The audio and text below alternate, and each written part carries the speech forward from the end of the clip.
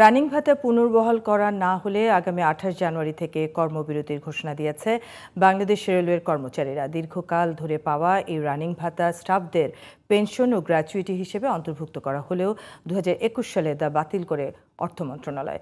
তখন সরকারের আশ্বাসে আন্দোলন থেকে সরে আসেন রেলকর্মীরা। সংকট নিরসনে সম্প্রতি রেলওয়ে মন্ত্রণালয়ের অর্থ বিভাগে চিঠি পাঠিয়েছে রেলওয়ের মহাপরিচালক। জান্নাতুল ফেরদৌসের রিপোর্ট। রেলওয়ের বিধান অনুযায়ী রানিং স্টাফরা প্রকৃত কর্মঘণ্টা অনুযায়ী রানিং ভাতা পেয়ে থাকেন, যা তাদের অবসর গ্রহণের সময় যুক্ত হয়। 2021 সালের নভেম্বরে অর্থ মন্ত্রণালয় এই বিধান রহিত করলে আন্দোলনে নামেন রানিং স্টাফরা। এমনকি ট্রেন অচলের হুমকিও দিয়েছিলেন কয়েক দফা। তখন আশ্বাস দিয়েও কথা রাখেননি তৎকালীন রেলমন্ত্রী থেকে ডিজি কেউই। 2022 সালে রানিং স্টাফ পদে নতুন নিয়োগের সময় জুড়ে দেওয়া হয় আরেক শর্ত।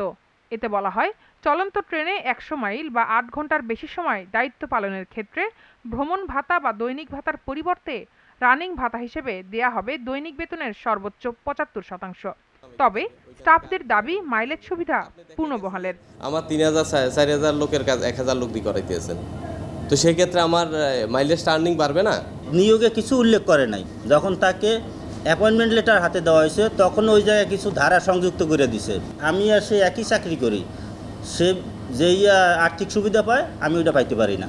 আমার সিনিয়র যে সুযোগ সুবিধা পাচ্ছে আমি সেটা থেকে বঞ্চিত হচ্ছি, যেটা পুরোপুরি আমার সাথে বৈষম্য করা হচ্ছে। 5 আগস্ট পট পরিবর্তনের পর আবারও ফুঁসে উঠেছে আন্দোলনকারীরা। দাবি না মানলে আগামী 28 জানুয়ারি থেকে আবারও কর্মবিরতির ঘোষণা আন্দোলনকারীদের। ওদের যে নিয়োগটা হচ্ছে 22 বেসের অসাংবিধানিক, মানে রেলওয়ের কোড ভলিউম আইন কানুন সম্পূর্ণ অবজ্ঞা করে একটা নিয়োগ দেওয়া হয়েছে। আমার অধিকার ফিরে নেওয়া পর্যন্ত কর্মসূচি প্রত্যাহারের কোনো সম্ভাবনা নেই।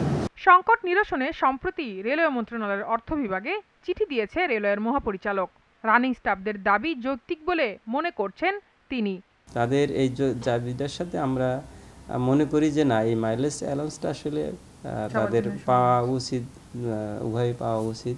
তা আমরা অর্থ মন্ত্রণালয়কে এই শর্তগুলা শিথিল করা বা শর্তগুলা বাতিল করার জন্য আমরা অনুরোধ করেছি, কিন্তু ওনারা এখনও এটা পরীক্ষা নিরীক্ষা করছেন।